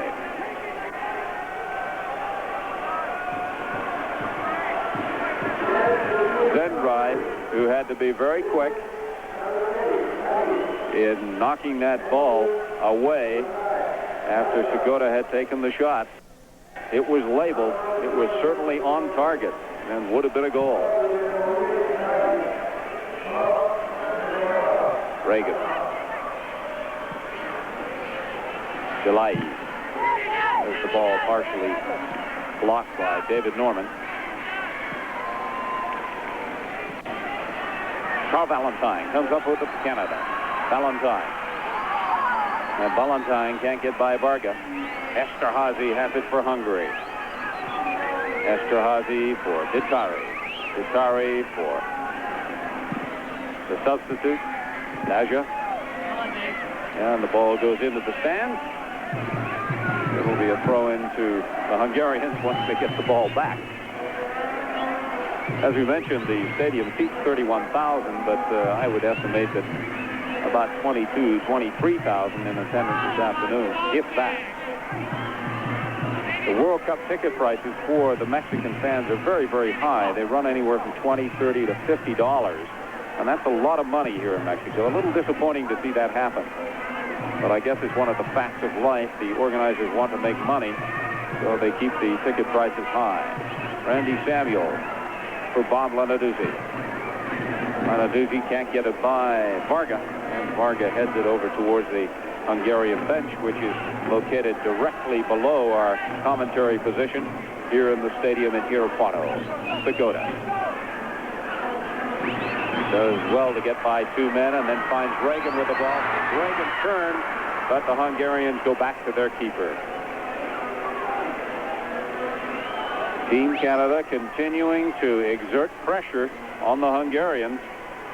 And the reason they're able to exert pressure is that Hungary has pulled 6 white shirts back now into defense. Hungary wants a result here. Any result. 1-0 will do them just perfectly. Bridge getting ahead on that for David Norman. Mike Sweeney, who replaced Captain Bruce Wilson as a substitute. Randy Samuel for Bob Lenarduzzi. Rablich tries to flick on to find Segota. Cardos for the substitute. Daja. Back to Ross. And I think we can pretty well expect to see this style of play from the Hungarians. They will just try and kill off as much time as possible. Almost 21 minutes gone in the second half. Hungary 1, Canada no score. Second ever game for Team Canada in World Cup competition. Of course, they have another game coming up against the Soviets on Monday, and Graham and I will be here in Irapuato to bring you that one live from coast to coast on the CBC. Hope you'll join us then. That's Monday, Team Canada against the Soviets. We've had many a battle on the ice in hockey. This will be only the second showdown between Team Canada and the Soviets on a soccer field.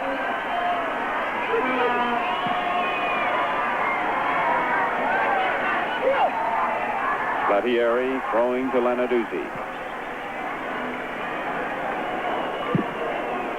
Lenarduzzi finds Branko Segota. Segota to Igor Vrablich. Back to Segota. Segota with a little chip forward for Vrablich. And the linesman's flag went up immediately, indicating offside, much to the displeasure of the Canadian fans. And much to the displeasure of the big number 10, Igor Vrablich. Hungary 1, Canada 0. CBC's coverage of World Cup 86 continues in just a moment. Looking for tips on fishing? Ask a 50 problem solver. With some rugs stuck to the bottom of your boots, you wouldn't slip on the rocks. Well, put a wheel on the front of your canoe, you wouldn't have to carry it on your back. Anyway, a little piece of my hair around the hook, and I told you they'd bite. Yeah, but without my custom-made fishing net, we never catch the biggies. You'll never find a better bunch. If he's the one, you'll never find a better beer. you got it.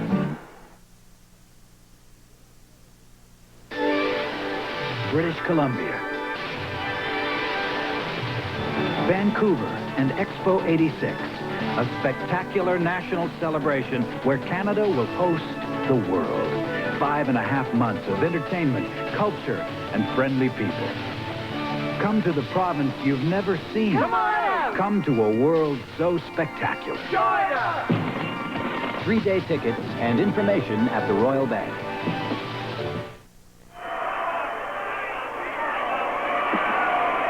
Welcome back to Aeroporto. That was a free kick for Hungary. And good work on the part of the Hungarian forward in coming forward and getting ahead on that. But unfortunately for the Hungarians, it was high.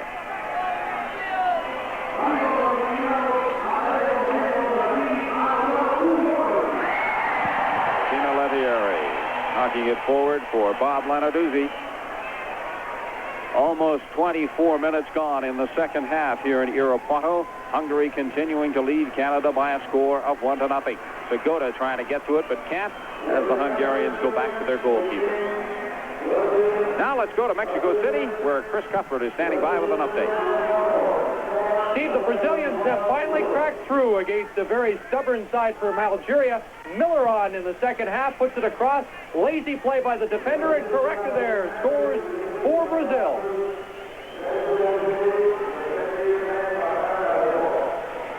Welcome back to Irapuato. We're live. Hungary against Canada. And this is number 6, Garaba, making a run for the Hungarians, trying to find keeperage. But again, it's big Randy Samuel coming over in support for Team Canada.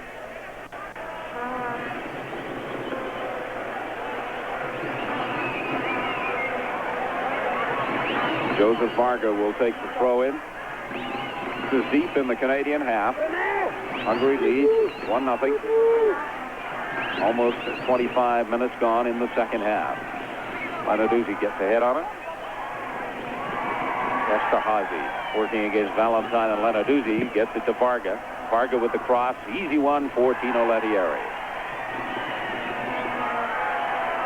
David Norman. Lots of space down the left side. Tried to find his man, but blocked by the Hungarian midfielder. Samuel. Back to Lettieri. Norman. And Norman says, don't give me the gain. I've just made a 30-yard run. It's tough to get back. This is when the fatigue factor will come into play at altitude in the second half. Randy Samuel, who just amazes me with his work effort. He never seems to be tired. And he's an intimidating figure when he's coming full steam towards you. Lenarduzzi. Valentine. Gets by one man. Valentine for Segota. Here's a chance for Valentine going down the line. Gets the cross in.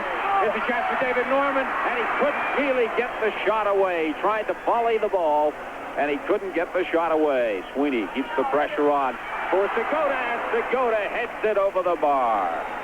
Again, tremendous pressure from Team Canada against the Hungarians as Canada looks for the equalizer.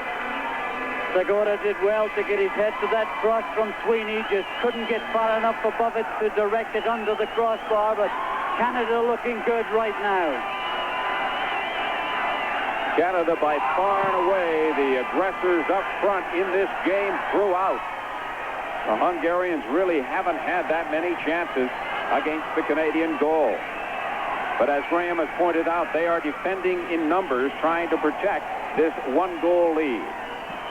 Almost 27 minutes gone in the second half. Hungary 1, Canada no score. The ball knocked forward by Samuel and then headed forward by Cardos. And now the Hungarians in the Canadian half. They try the give and go, but neatly taken out by Ian Bridge. And now David Norman unable to hang on. Salai for Hungary. David Norman going in with a challenge. He said, if I can't get to the ball, maybe I'll go through you, which he tried to do against Salai.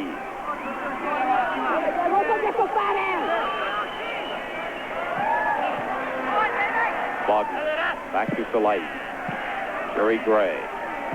To Segota, here's a chance for Bradley. Bradley with a little bit of space. Can he get the shot away? He does. But again, it's high and wide. And again, we saw the covering of Hungary. The big number 5, Joseph Kardos, who was caught out of position so often against the Soviets, came across there. Just watch him make the challenge. Forces Igor Vrablich to head it over the crossbar. Another missed opportunity for the Canadians. But good effort on the part of that young man, Igor Vrablich. Born in Czechoslovakia, played this past winter in the Belgium League. But went to high school in the Kitchener area. Ditari, number 10 for the Hungarians at midfield. Plays a long ball down the right side, looking for Kieprich. Kieprich able to run onto it. Kieprich plays it through, looking for Esterházy. And the Hungarians unable to get any sort of a shot away. And Esterházy and Mike Sweeney having a little bit of an argument there as to who was pulling whom the most. Valentine back to Bob Lenarduzzi.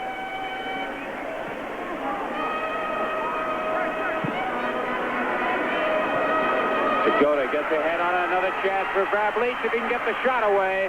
But unfortunately, he couldn't beat Salyi in a foot race, and the Hungarian defender went back to his keeper. Very difficult for Igor Vrablich to make these 20, 30-yard runs now and have any strength at the finish of them. He's made some excellent runs throughout the game, but this field is very strength-sapping. The conditions very tiring. And again, it's the recovery race that is so critical at altitude. You can make these runs all day, but each time you do, you pay the price. You lose a little bit of energy every time you make one of these runs. That's where the fitness is so terribly, terribly important. Vrablich unable to get to that before number 5, Kardos, does. Sweeney has it for Canada on the left side, being watched by number 7, Kieprich. Plays it for David Norman. Norman back to Randy Samuel. Samuel. His pass knocked down by the Hungarians. They come back. Ditari is a chance. The referee says it's okay. It's onside. Letieri comes up, blocks the shot. The Hungarians have scored. Ditari.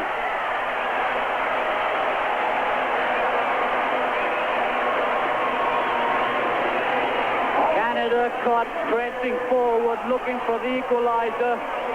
We see the shot go in from Ditari, but the run was made by this big number 7, Kieprich. Wide open on the right wing. He had a shot that Letieri saved, but give credit to number 10, Ditari, followed up brilliantly and side-footed it into the net. Hungary 2, Canada nothing. Coverage of the Labatt World Cup TV series continues in a moment.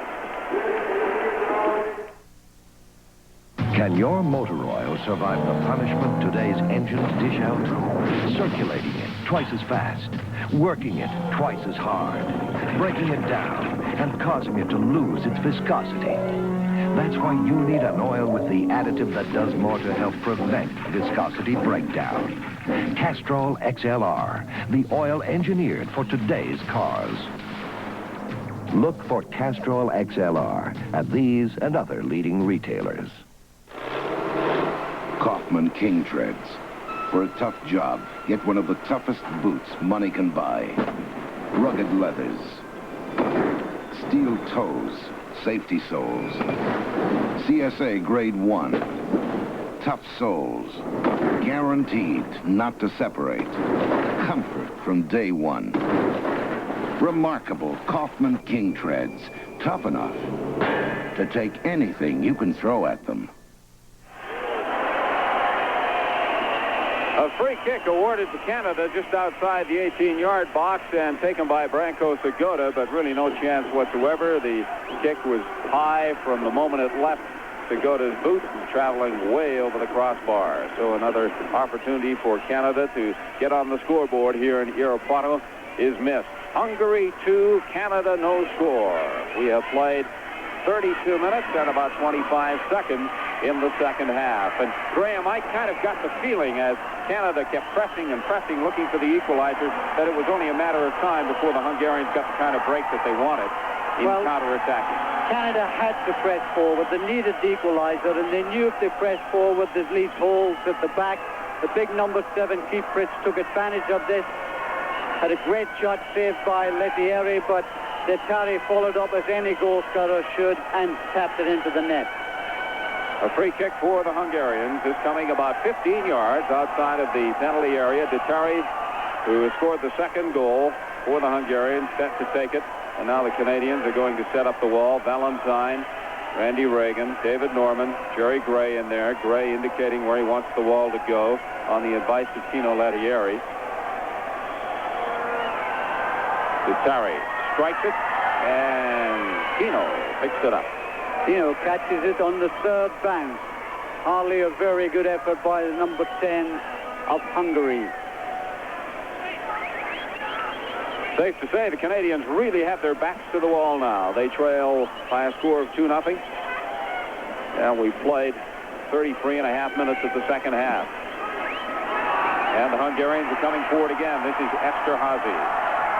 Plays it for Bognar. Bognar with the crossfire post, and neatly taken out of the air by Tino Lettieri. Mike Sweeney, who has played a very strong game for Canada since replacing Captain Bruce Wilson.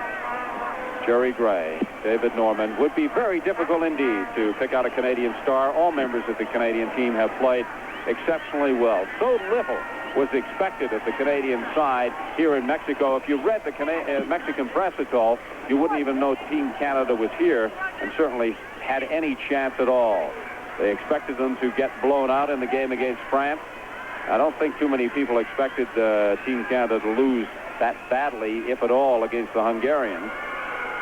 And it'll be interesting to see what the Mexican press says about this game and Team Canada's upcoming game against the Soviets, set for Monday here in Irapuato, which Graham and I will have for you live from coast to coast. Offside, attempting to find Bradley. And there's referee in charge of the Spain-Brazil game, who was the center of a very big controversy. Spain thought they had a goal when the ball hit the crossbar and seemed to cross the line, much like Jeff Hurst's goal in the '66 final. But referee then and linesman today, Mr. Bembridge, decided to disallow it. Sondrai with the kick. Lettieri. Less than 10 minutes to play now in Canada's second ever game in World Cup competition. Hungary 2, Canada no score. Valentine, Lenarduzzi. Chips it forward for Segota. Segota unable to get to it before Garaba does. Segota takes a throw in. Valentine. Segota. Lettieri to Daja. Daja being watched by another number 9, Segota. Daja was elbowed off the ball by Franco Segota, who has certainly shown me a lot of effort. That was one of the big knocks against Franco, was his lack of effort from Tony Waiters. Jerry Gray trying to win that battle. Salai for Hungary. Kiperic back to Salai. Bognar. David Norman does well to get in front of that. The ball goes into touch. Throw in to Team Canada. 36 and a half minutes gone now in the second half. Hungary lead by a score of 2-0.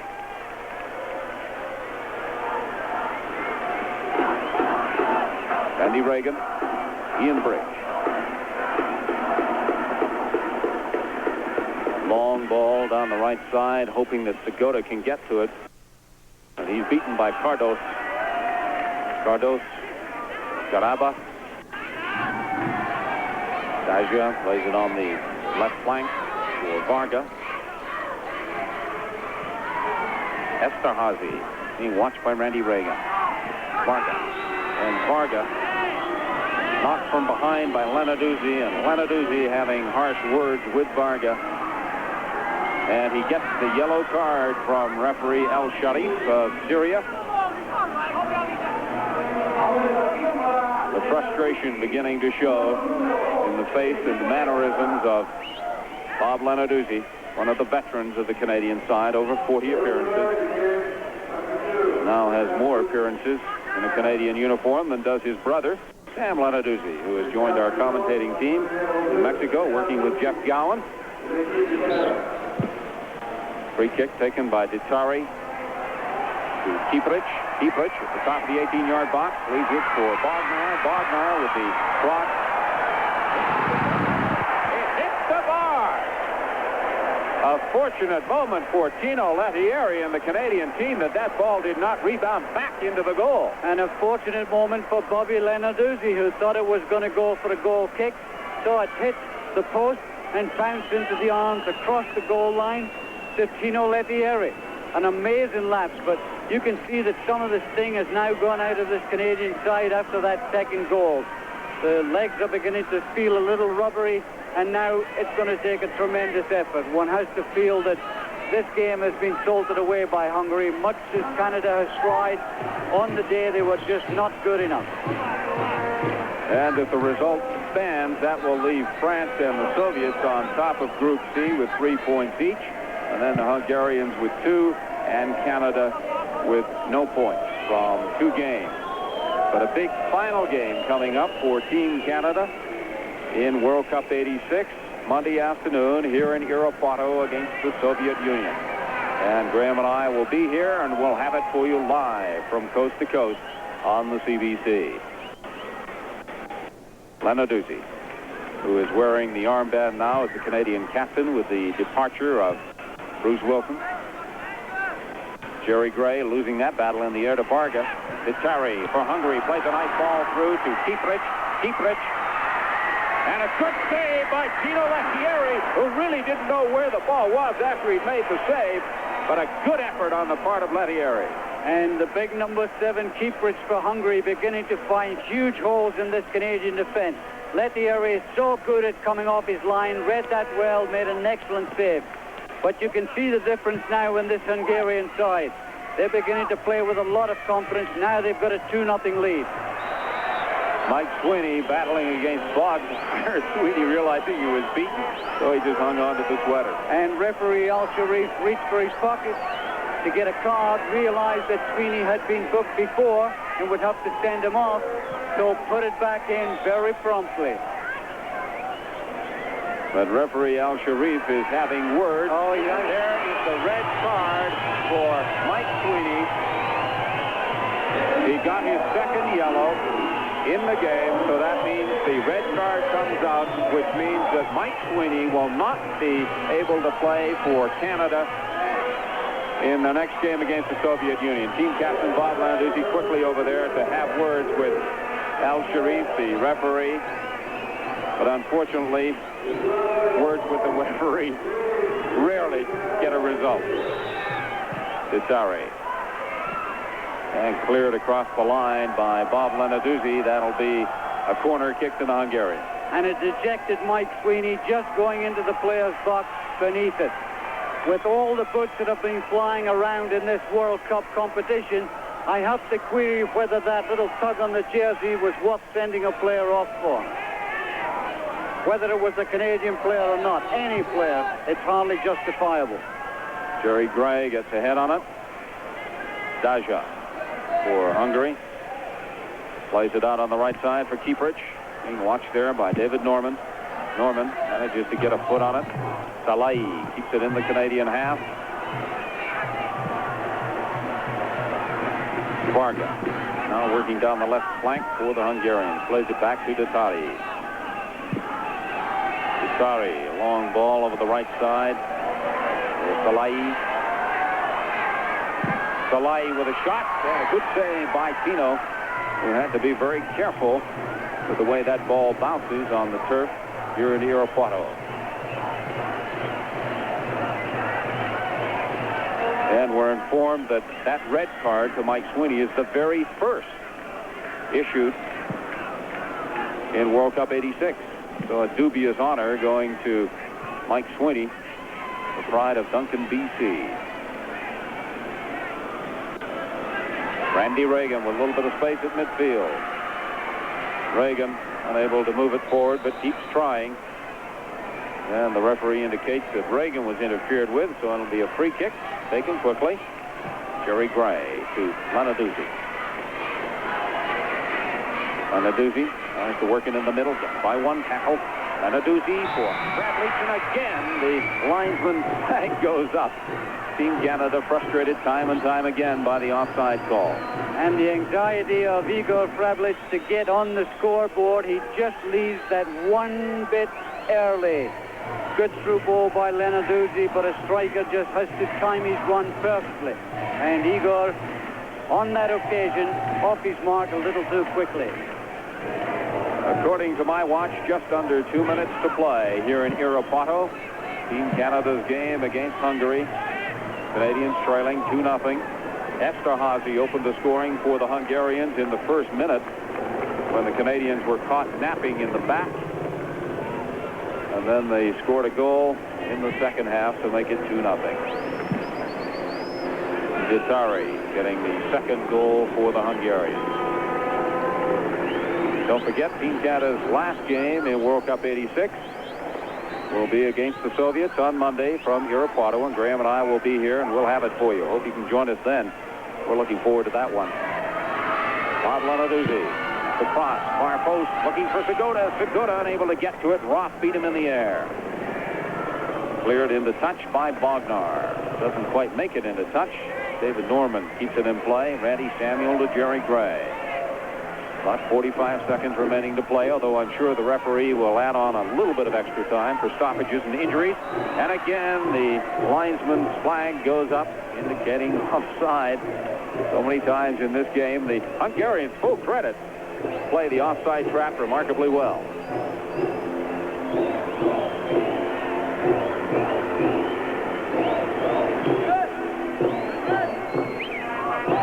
Kieprich working against Samuel. Kieprich still in control, and then Randy Samuel knocks it off the foot of Kieprich and gets a goal kick for Canada. Well, it looks as if Canada has lost this, the second World Cup game, but you have to feel that they've gained a lot of experience from playing against France and Hungary. And for the future, and there is a future for soccer in Canada, this could stand them well. Every member of this Canadian team should be very, very proud of the job they have done thus far. Remember, they still have another game to play in World Cup '86. But certainly in the 2 games to date, they have nothing to be ashamed of whatsoever. They have come up with 100% effort. They've just run into a couple of tough teams. The Hungarians having a lot to prove after a 6-0 loss to the Soviets. And Canada with that 1-0 loss to France. And now a 2-0 loss to Hungary for the young Canadian side in their first ever World Cup. But a tremendous effort on the part of the Canadians. Final score, Hungary 2, Canada 0. CBC's coverage of World Cup '86 continues in just a moment. Now when you come to Swiss Chalet, you're gonna flip. It's a plump quarter chicken. It's fresh cut fries and special tangy sauce. All of this for a limited time only for just $3.49. It's how great you feel. It's how great you feel. I told you. At the end of the meal, Swiss Chalet, okay.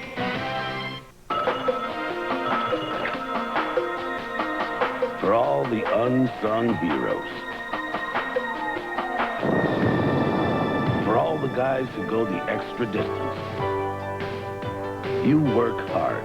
Now Right Guard works harder for you. With new Right Guard deodorant stick. Wider to go on easier. And specially formulated to last longer than ever before. New Right Guard deodorant stick. It works overtime.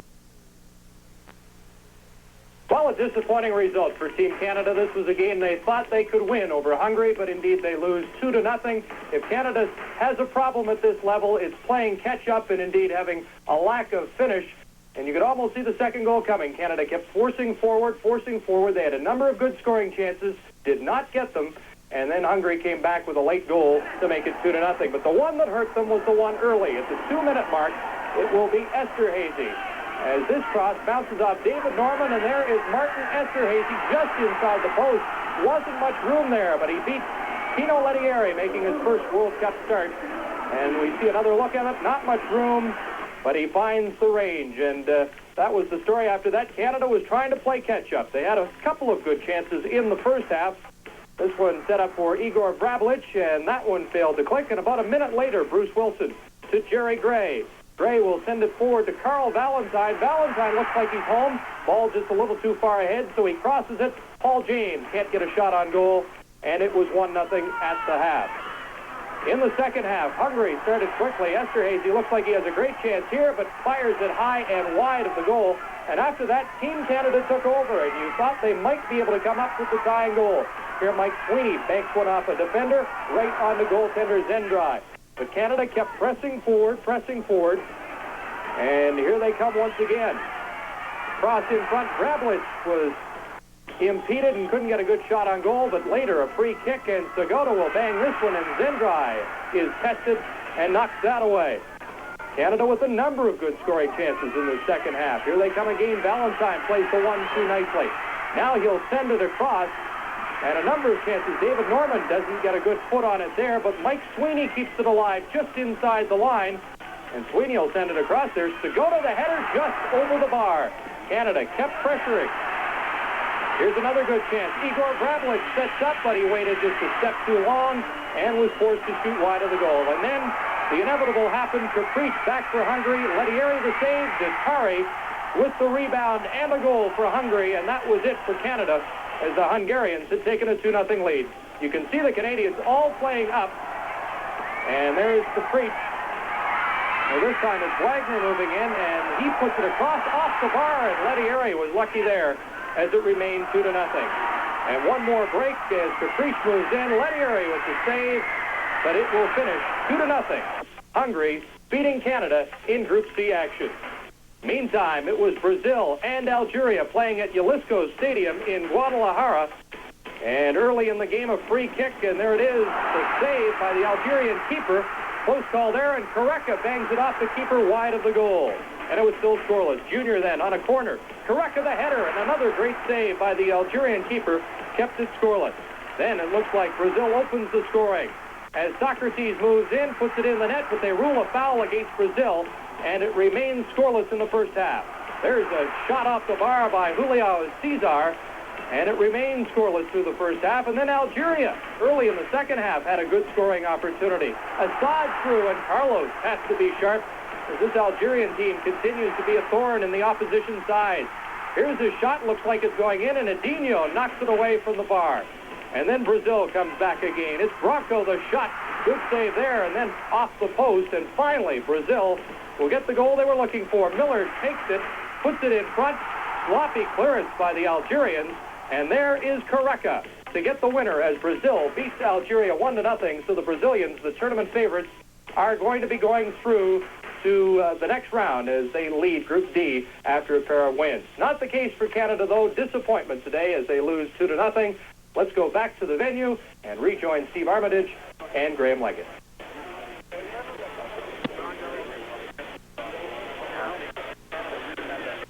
Welcome back to Irapuato, where a very dejected and disappointed Canadian team made their way into the dressing room a few moments ago. But Graham Leggett, I really don't think they have any reason to have their heads down. They should be holding them high. No reason at all. Obviously, they're going to be disappointed, but they took this game from start to finish to Hungary. The trouble is that Canada's 100% effort could not match on this day the super skills of the Hungarians. A much improved Hungarian side, needless to say. I felt it was only a matter of time before the Hungarians went ahead 2-0, because the Canadians were really coming ahead looking for that equalizer, which they had to do, but in so doing they were opening up huge holes in the back, which the Hungarians eventually penetrated. Well, they had to come forward. After giving up an early goal, they had to get the equalizer. They needed a win here. The trouble is, when you do press forward, you leave holes, and there's such good ball players, these Hungarians, they can exploit these holes dramatically.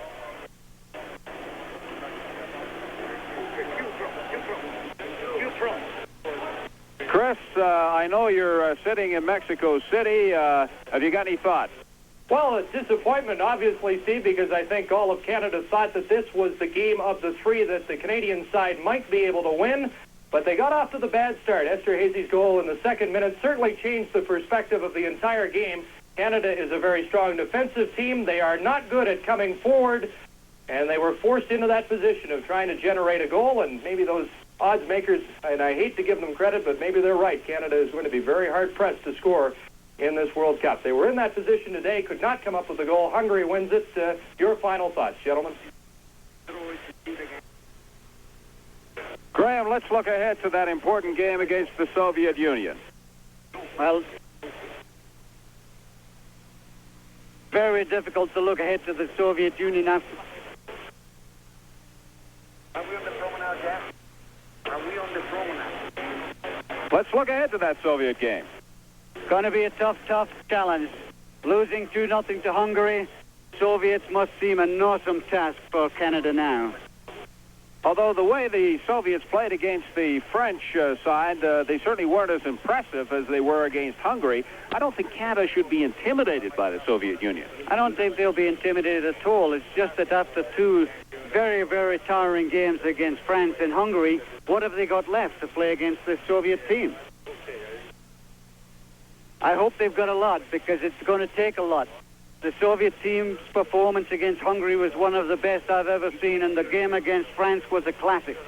So Canada has to go in there thinking they can get a result. If they come out of this with a goal, then they're okay.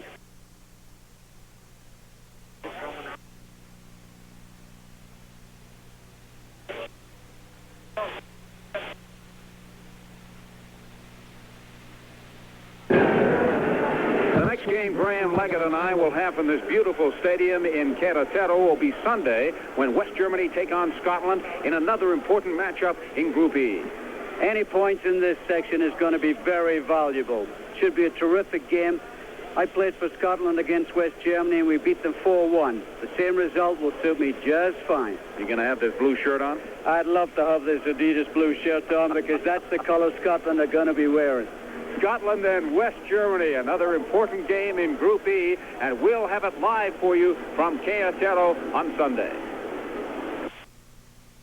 This afternoon here at Irapuato, Graham and I had the red shirts on, but it certainly didn't help Team Canada. They were 2-0 losers to the Hungarian side. Right now, let's go to Jeff Gowan and Sam Lenarduzzi. And we are naturally disappointed too at that loss, but we look forward in just a couple of hours' time to England and Morocco. Sam, your thoughts on England?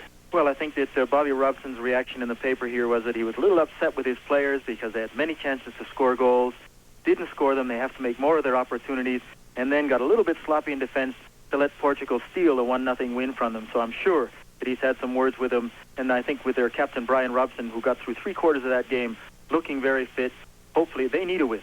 That's what they need. And I think they'll have a tough task on their hands, because as we saw with Morocco in their 0-0 tie with Poland, they're a very good technical side, very clever, and Timumi in midfield on the ball is superb. So it's going to be a very, very difficult game indeed, an important one for England to win, because they have no points at all, and therefore we look forward with excitement to the game Morocco-England in 2 hours. Over to you, Chris. All right, gentlemen, we look forward to that game. England going in tonight was in much the same position as Canada, oddly enough, needing a win. The Canadians were not able to generate that this afternoon against Hungary, losing 2-0. And so we can only look forward to Canada's final game of World Cup '86 against the Soviet Union. We've had that great rivalry with the Soviets on ice, and now it will go to grass. But also tonight, the English side against Morocco, they need a win to improve their chances of advancing in this World Cup. Graham and Sam will have that game for you. Jeff and Sam will have that game for you tonight after the late local news. In the other game today, it was Brazil moving on with a 1-0 win over Algeria. Stay with us for the game tonight. Until then, adios from Mexico City.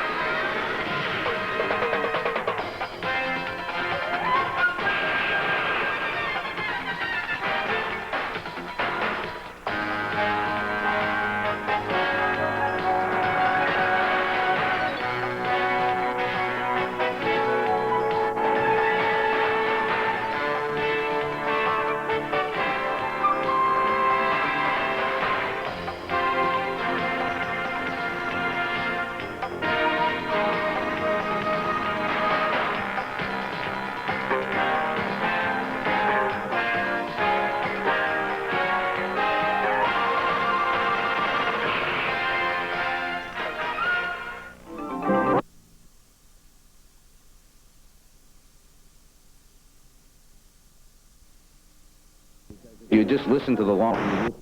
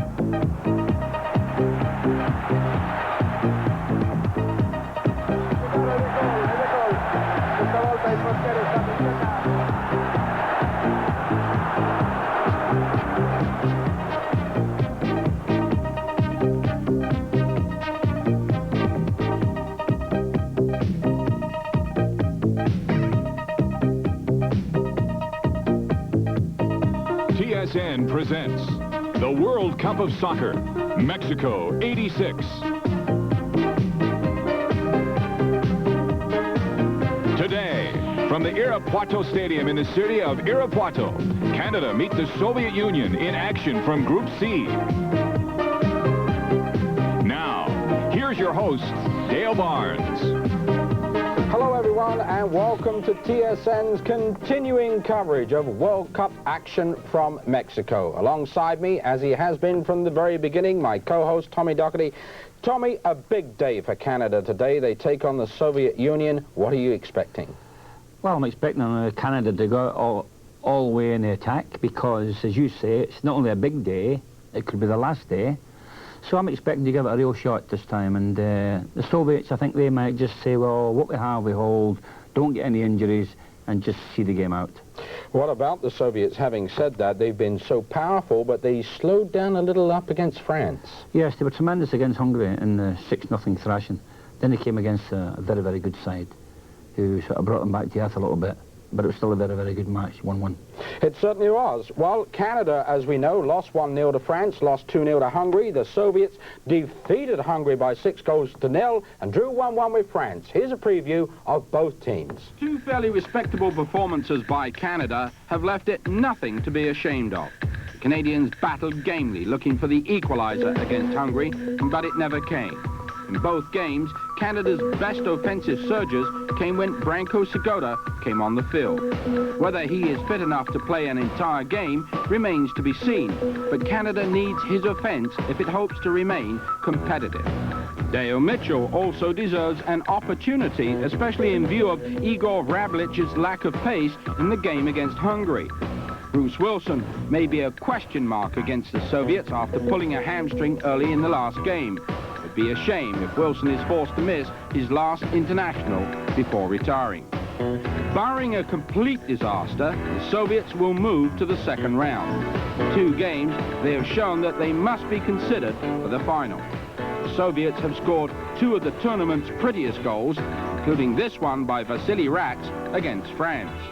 They are an extremely solid team, with players interchanging positions on the attack, making it that much more difficult to defend against. And remember, all this has been accomplished without the regular help of high-scoring striker Oleg Blokhin, and no appearance by Oleg Protasov. Interesting for our viewers to know that Bruce Wilson will be playing Tommy in the Canadian lineup. He's not 100% fit. Is that taking a bit of a chance, considering the situation Canada is in now? Well, if he's not 100% fit, he shouldn't be playing. Because sometimes the coach leaves that to the player. He might want to play desperately, and it depends if he doesn't play what sort of replacement they may have. Maybe sometimes it's better having Bruce half fit than maybe someone else who's 100%. Of course, Bruce is retiring right after this, so I guess he wants to get in as many games as he can to set a record for himself. He's so keen on the Canadian team doing well. They will be up against a tremendously powerful force in the Soviets.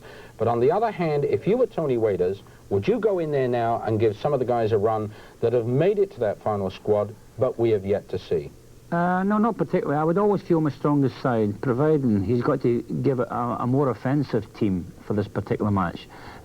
He's got goal scorers seemingly there who've only been in and out of the team. One is substitute.